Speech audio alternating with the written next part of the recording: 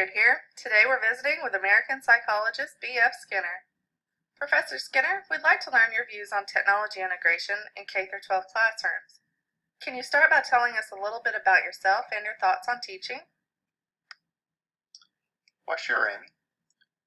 My work focuses on the behavior of organisms. I use science to study this behavior through observable responses. Through this approach, I've deepened the meaning of behaviorism with a term I call operant conditioning. Operant conditioning changes behavior by using reinforcers. When applying this to education, you see teaching is a matter of arranging contingencies of reinforcement under which students learn. Therefore, positive reinforcement with immediate feedback is an efficient method by which students will learn in the classroom. Thank you for that, Professor. Now, you mentioned that you use science in your work as a behaviorist. Technology has been called the practical application of science. With that in mind, do you feel technology has a place in the classroom? Technology certainly has a place in the classroom, and it has always had a place, whether by horn books or radio or educational television. In 1954, I invented a teaching machine that would provide a method to accomplish the impossible task of a single teacher. Individualized learning with program instruction, providing small chunks of learning materials with immediate feedback. This allowed the student to learn at his or her own pace without anxiety, reinforcing learning or correct behavior.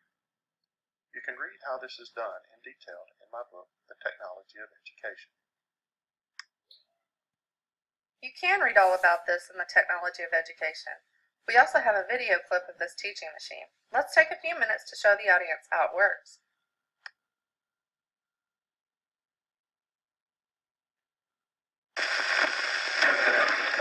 These young people are studying in a new way.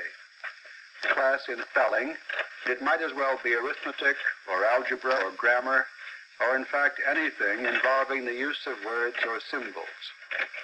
Each student is using a teaching machine, a device which creates vastly improved conditions for effective study.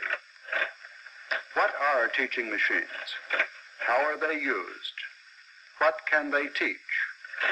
Who prepares the material they teach?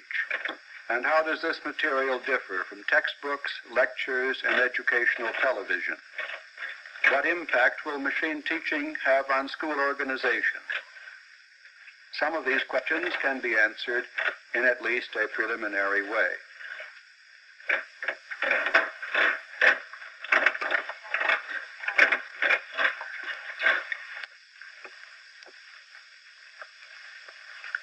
I am B.F. Skinner, Professor of Psychology at Harvard University. I should like to discuss some of the reasons why studying with the help of a teaching machine is often dramatically effective. With the machine you have just seen in use, the student sees a bit of text or other printed material in a window. This may be a sentence or two or an equation in arithmetic. Some small part is missing, and the student must supply it by writing on an exposed strip of paper. His response may be the answer to a question or the solution of a problem, but generally it is simply a symbol or word which completes the material he has just read.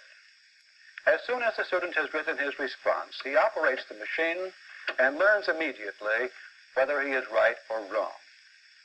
This is a great improvement over the system in which papers are corrected by a teacher, where the student must wait perhaps till another day to learn whether or not what he has written is right.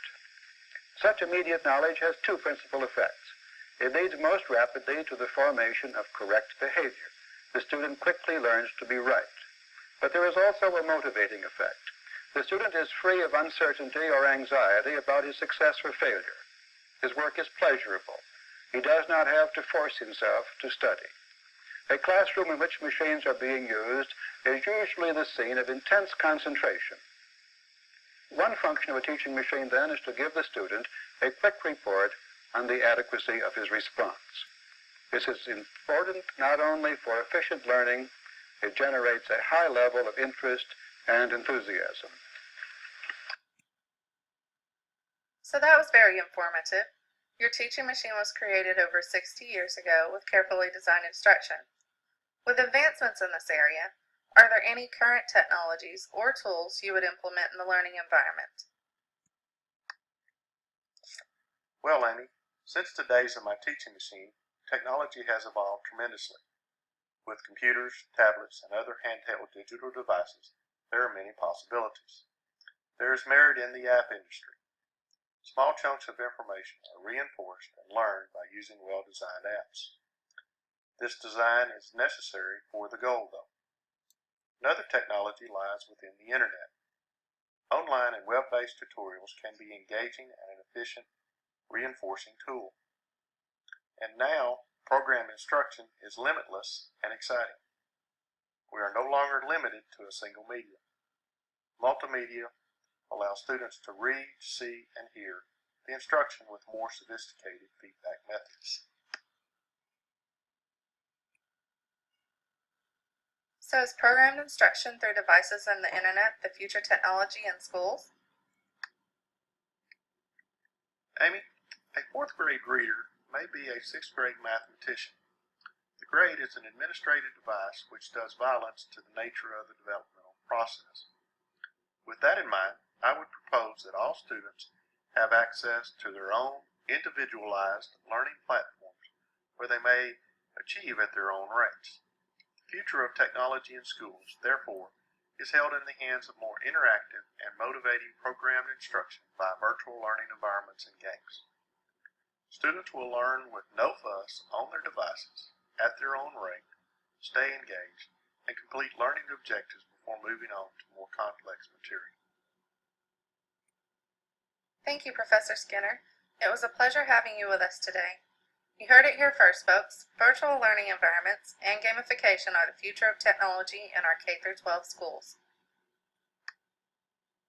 You can get to know more about the professor and his works through the V.F. Skinner Foundation's website and magazine Operants, where his daughter Julie continues to educate people about his life and work.